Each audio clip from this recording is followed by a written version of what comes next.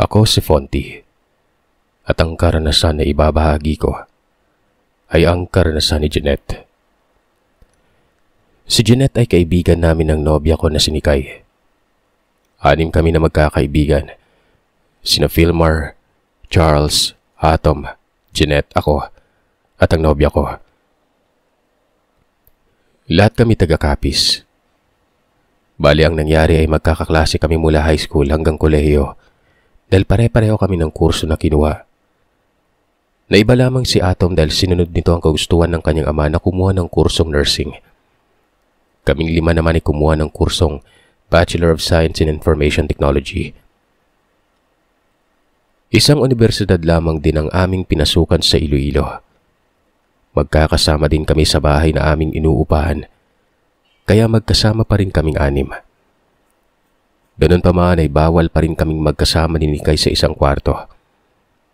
Nasa dorm siya ng puro babae samantalang ako naman, nasa dorm na puro lalaki lang. Pero isa lang ang may-ari ng aming boarding house na ito.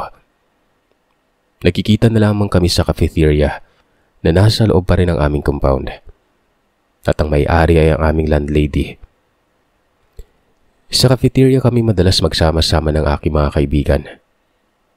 Tuwing umaga at hapon pagkatapos ng klase, ay ang cafeteria ng aming landlady na si Tita Nelly ang aming tambayan. Marami din kaming nakakasama sa inuupahang bahay. Pero ang napalapit sa amin ay ang magpinsan na sina Gina at Tyrone. Nakatira sila sa San Dionisio sa Iloilo. At para mapalapit sa eskwelahan, ay nangupahan na lamang sila. At ang napili nila ay ang dormitoryo kung saan kami nanunuluyan. Naging kaibigan namin ang magpinsan. Lingid sa kaalaman namin mga lalaki. Nagkakagusto na pala si Gina kay Philmar. Pero si Philmar naman ay aminado na nasa sekundarya pa lamang kami ay gusto niya si Jeanette. Kaso lang itong si Jeanette ay pinagbawalan ng kanyang magulang na magnobyo hanggat hindi pa siya nakakapagtapos ng kolehiyo.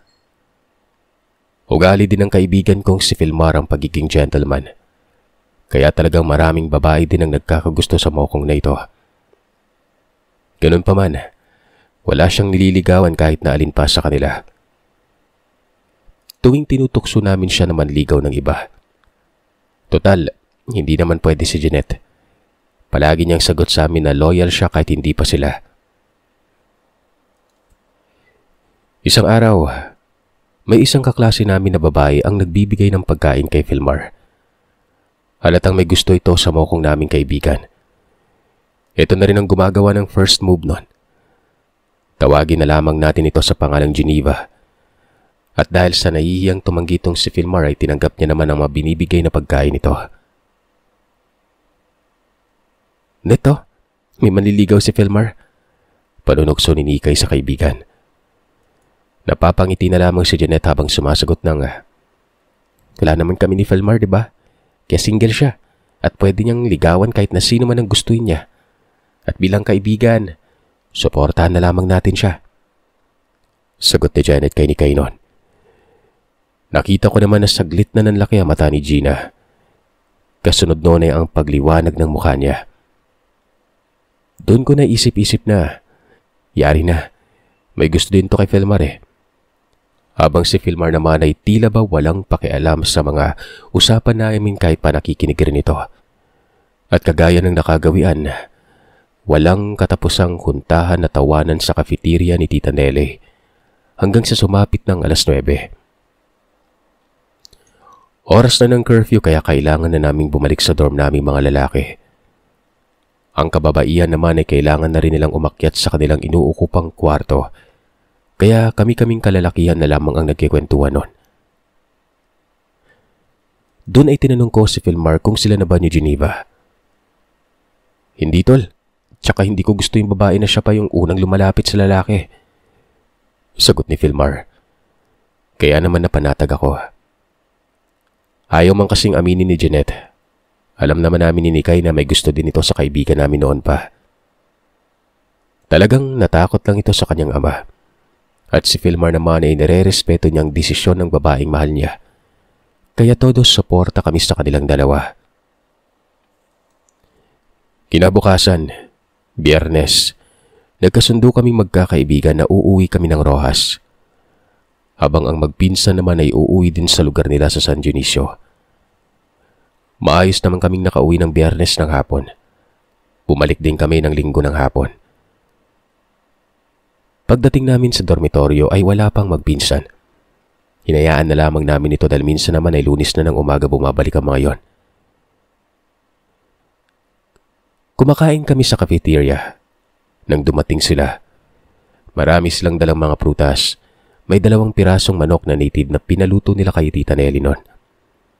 Natuwa naman ang aming landlady sa kanila.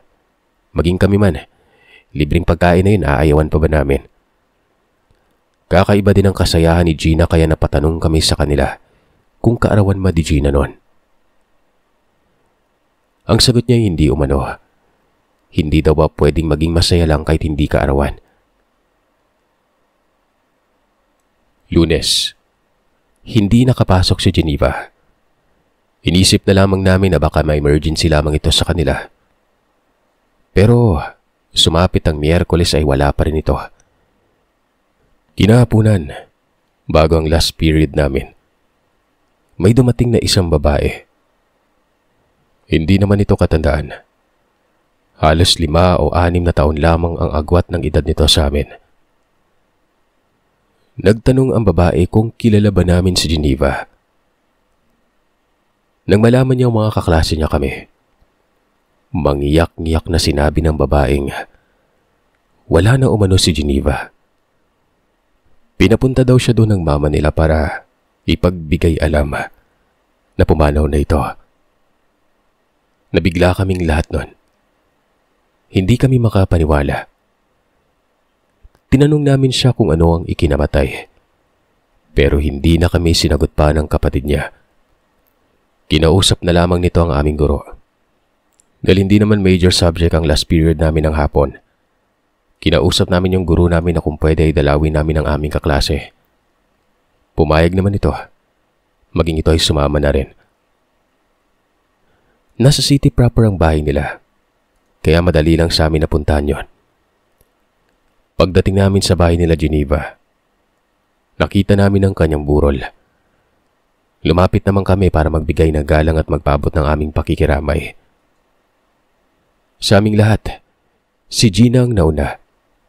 Siya rin ang may bitbit ng binili naming grocery at kandila noon.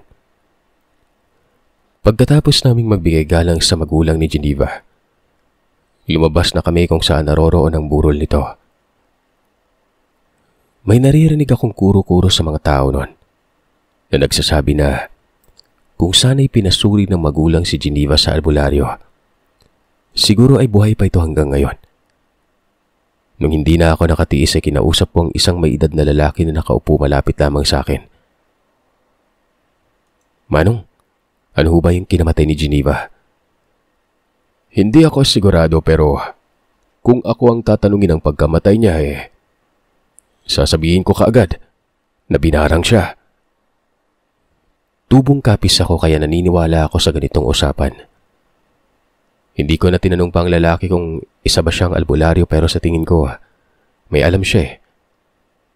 Tinanong ko kung ano ang pangalan niya. Ako si Migos. Kilala ako sa tawag na Tay Migos. Sabay abot ng kanyang kamay noon. Maya-maya pa ay lumabas na ang aking mga kasama na mga kaklase. Hindi na kami nagpagabi pa sa lugar. Nagpaalam na kami sa mga magulang ni Geneva na uuwi na kami noon. Pumayag naman ang mga ito at nagpasalamat sa aming pakikiramay sa kanila. Dinaanan namin si Tatay Migos kaya nagpaalam na kami sa kanya noon. Nagulat kami nang hinawakan niya si Janet at sinabihan ng mag-ingat ka ineng manganganib ang buhay mo dahil sa isang lalaki. Wika sa kanya. Naintakutan naman na binawi ni Janet ang kanyang braso kay Tatay Migos noon. Pagdating sa dormitoryo, tinanong ako ni Janet kung paano ko nakilala si Tatay Migos. Sinabi ko naman nakipagkwentuhan ako sa kanya habang nasa labas ako kanina. Weird nga Sabi niya, binarang o kinulam daw si Geneva. Pagkikwento ko sa kanila. Nalaki ang mga mata ng kaibigan ko. Lalo na si Jeanette at Nikay.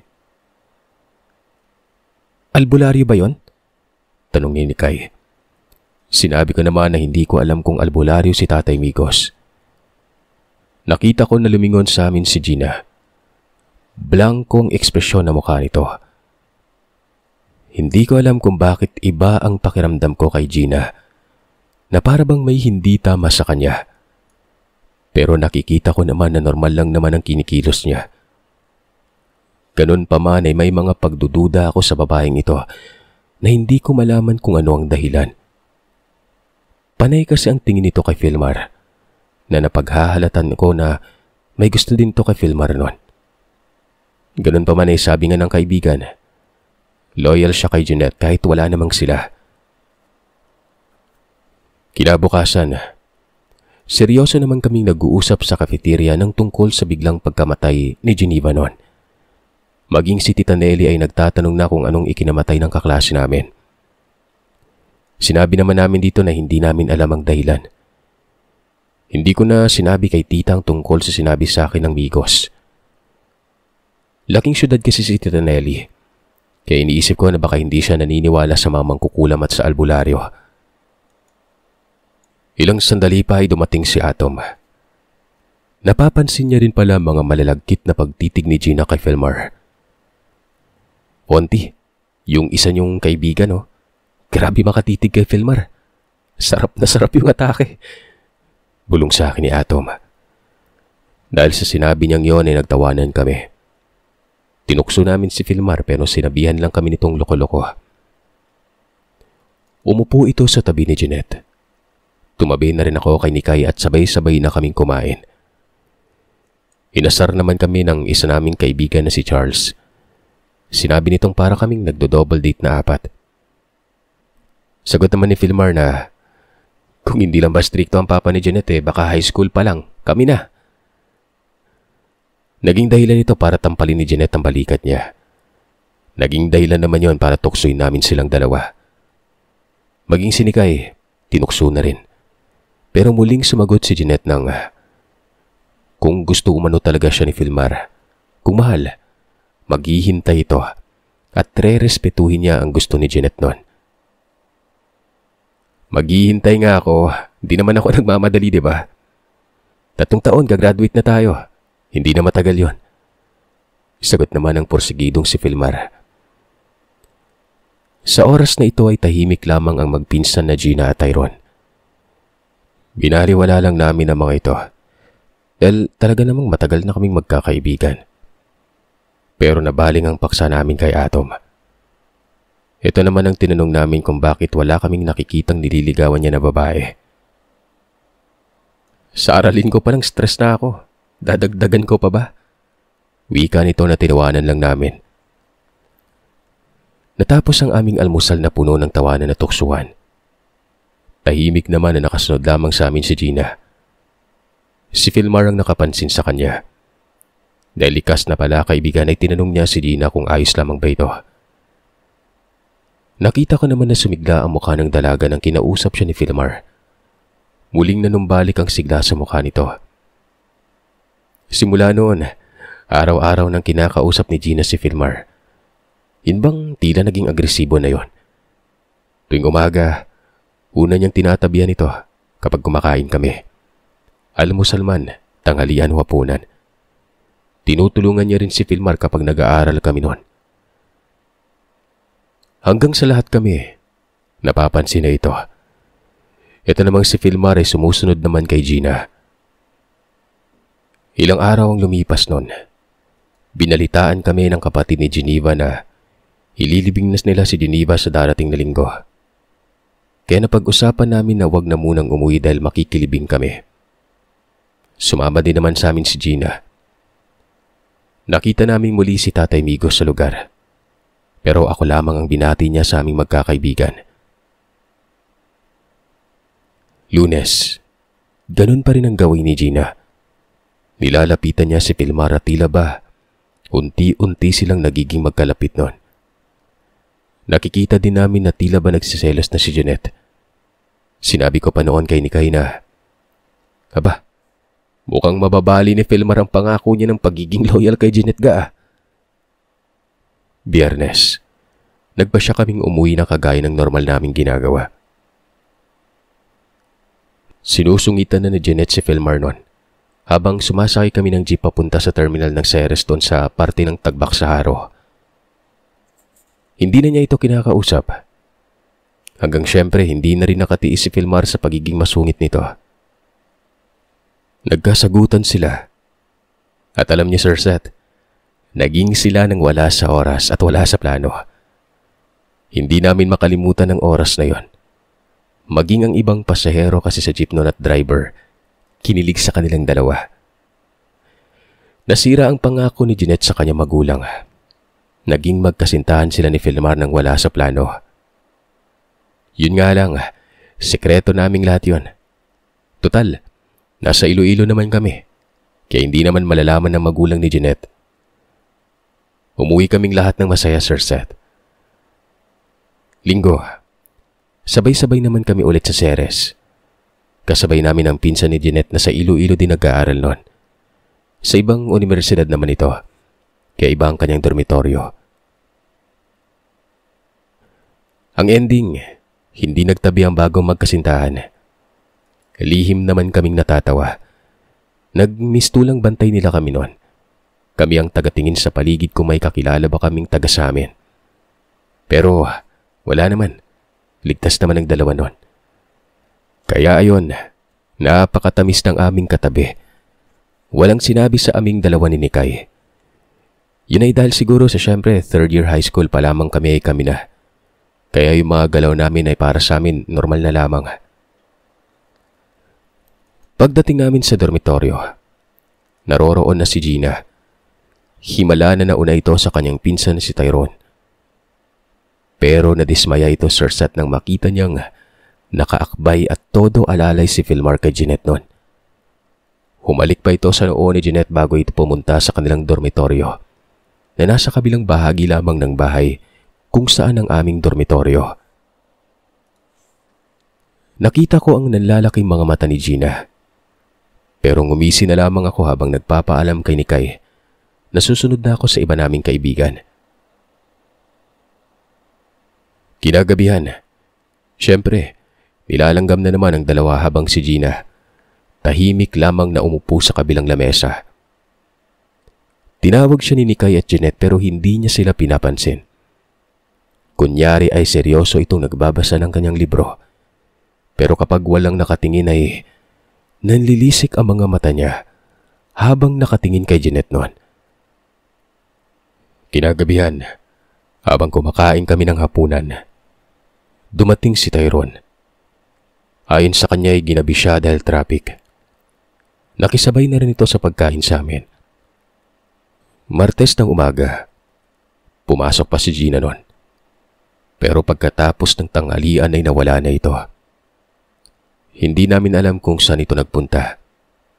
Maging si Tita Nelly ay hinanap siya pero wala naman kaming masagot kung saan nga ito. Kinaumagahan. Eto na. Hindi nakababa si Jeanette. Tinanong namin si Nikay kung nasaan ito. Sinabi niya sa amin na hindi maganda ang pakiramdam ni Jeanette kaya hindi na muna ito papasok. Nag-aalala naman kami sa kalagayan nito. Pero sinabi ni Nikay na nakainom na ito ng gamot. Si Filmar, akala mo asawa na niya si Jeanette na grabe ang pag-aalala. Nakiusap ito kay tita na titingnan ng namin sandali si Jeanette. At dahil mabait naman si Tita Nelly, pinayagan niya kami. Pag-akit namin sa dorm ng mga babae, ay si Tita Nelly nang nagbukas ng pintuan. Napabahin pa kami nang biglang sumambulat sa amin ng malansang amoy. Maging si Nikay ay nagtanong kung bakit ganito na lamang kabaho ang amoy sa silid nila noon. Ganong hindi naman ito mabaho kanina nung lumabas siya. Umuungol si Jeanette kaya binuksan namin ang kumot na nakabalot sa kanya. Lahat kami ay nagulat nang makita namin ang mukha niya. Puno ito ng butas at tila ba naglulumahis na sa nana. Doon nanggagaling ang malansang amoy. Lahat kami ay nagulat at nagkagulo na kung bakit ganito ang nangyari kay Jeanette noon. Hindi pa noon sumagi sa isip ko na bakit kinulam si Jeanette. Pagbaba namin ay nakita namin si Atom. Nagulat naman ito sa itsura namin. Si Filmar at Tita Nelly ay nanatili sa taas ng bahay. Samantalang kami naman ni Charles at ni Kai, hindi namin malaman ang gagawin. Sinabi namin kay Atom ang nangyari kay Jeanette kaya nagmadali din itong umakyat sa taas noon. Nang makita nitong itsura ni Jeanette, napasabi ito ng, "Sino yung nangkulam sa'yo, Jeanette?" Ako naman na nagulat noon. Napatanong kung paanong kulam. Dahil sa sinabi ni Atom, dali-daling pumasok sa isipan ko si Tatay Migos na, ayun nga, yung nakilala ko sa lamay ni Geneva. "Ga, dito ka lang may pupuntahan lang ako." Pagpapaalam ko kay Nikay. Tinanong pa ako nito kung saan ako pupunta, pero hindi ko na ito nasagot pa. Sa baba naman ay nakasalubong ko pa si Gina. Maging ito ay tinanong ako kung saan ako pupunta pero hindi ko na ito sinagot din. Nagmadali akong umuko pa ng tricycle papunta sa lugar nila Geneva. Kaagad ko namang nakita si Tatay Migos na noon ay abala sa pananahi ng payong. Nakasuot pa ako ng uniform sa eskwela.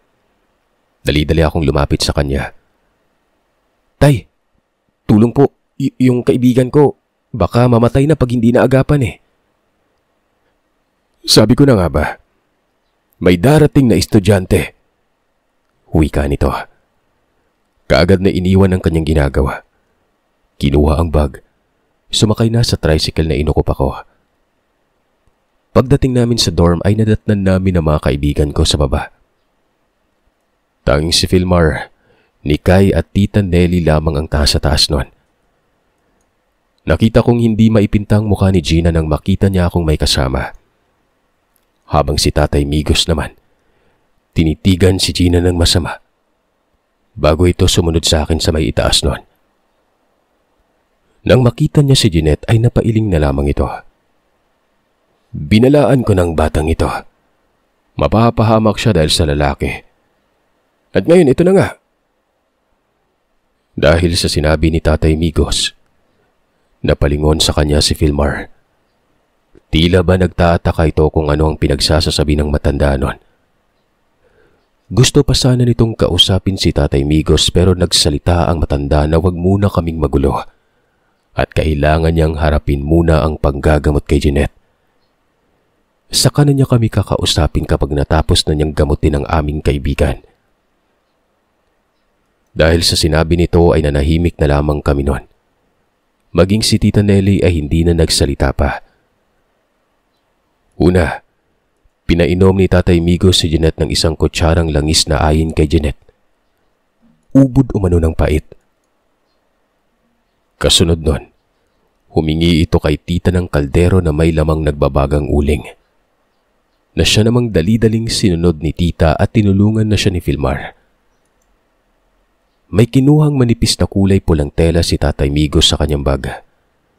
Binasa niya ito ng langis at doon ay pinunasan niya ang buong muka, braso, katawan at mga paa ni Jeanette gamit ang pulang tela habang umuusal nun. Ilang sandali pa ay pumasok na si Filmar sa silid, dala-dala ang kalderong may laman na nagbabagang uling. "Ikaw, lumapit ka dito," wika ni Tatay Migos kay Filmar. Doon ay gumupit siya ng medyo mahabang hibla ng buhok ni Filmar. Binalot niya yon sa kulay pulang tela na siyang ginamit niyang pamunas kay Jeanette kanina. Nilagyan niya ng ilang sangkap ang siga. At ang nakilala ko lang sa mga nilagay niya ay ang insenso. Pagkatapos ay sinunog niya doon ang kulay pulang tela. Maya-maya pa ay mabilis kaming sinabihan ni Tatay Migos ng, "Dali, isarado niyo ang pintuan. Ikandado, wag na wag niyong papasukin ang kahit na sino kapag kumakatok sa pintuan." Utos sa amin ni Tatay Migos. Sinunod namin ito. Ilang sandali pa ay may narinig kaming tumatakbo papunta sa silid kung saan kami naroroon. Malakas sa mga pagkatok na yon. Si Gina. Nagsisisigaw ito na buksan ang pintuan. Pero hindi namin ito pinansin. Hanggang sa pinagmumumuran niya na kaming lahat. Maging ang albularyo ay minumura na niya. Tinawag niya pa itong pake-alamero at kung ano-ano pang masasakit na kataga ang binitawan niya sa manggagamot. Ganun pa man ay hindi siya pinansin ng albularyo. Ipinagpatuloy nito ang pag-uorasyon at pagsusuob kay Jeanette gamit ang mga sangkap na kanyang nilagay sa siga. Maging si Filmar ay pinasuob niya rito. Takang-taka kami nun kung bakit pati siya kasama. Muli ay kinalampag ni Gina ang pintuan. Umakyat na si Tyrone at sinampal nito ang kanyang pinsan at tinawag na desperada. Tumagal kami ng 1 oras sa loob ng silid nila. Nang matapos na sa pag-oorasyon si Tatay Migos, may hinanap siya sa ulo ni Jeanette.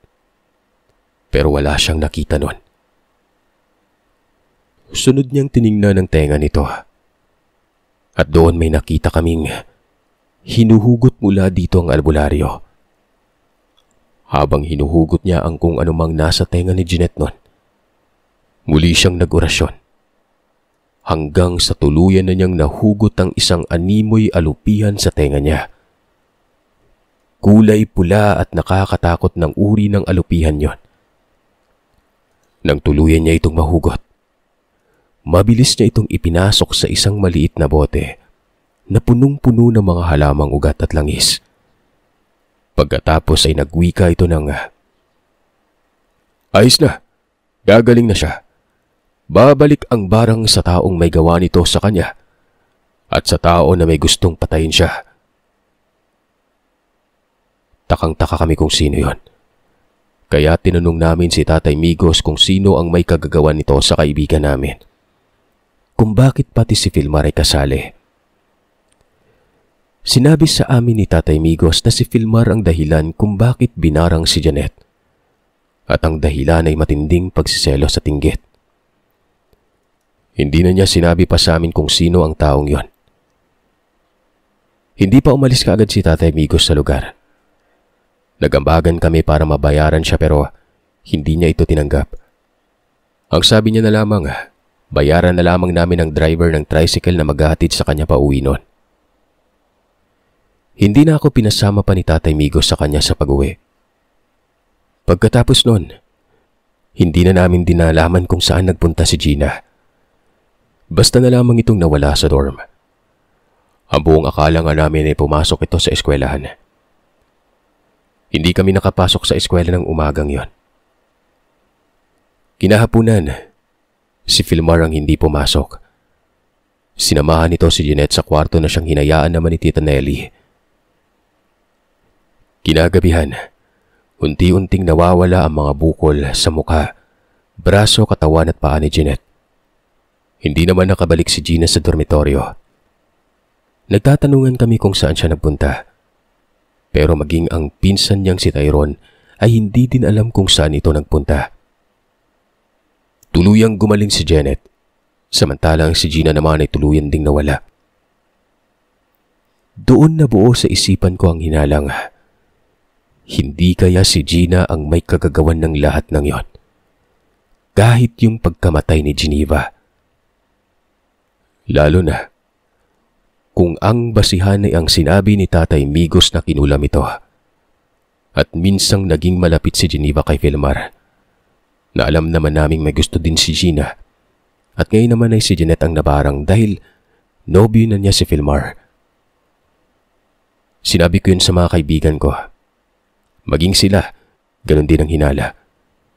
Pero ganun pa man ay hindi na lamang namin ito isinatinig pa sa iba. Sa ngayon ay mag-asawa na si Filmar at Jeanette. At maging kami man ni Kay ay mag-asawa na rin. May mga anak na. At ang nangyari noong nag-aaral pa lamang kami sa kolehiyo ay isa na lamang nakakapanindig balahibong karanasan naming magkakaibigan.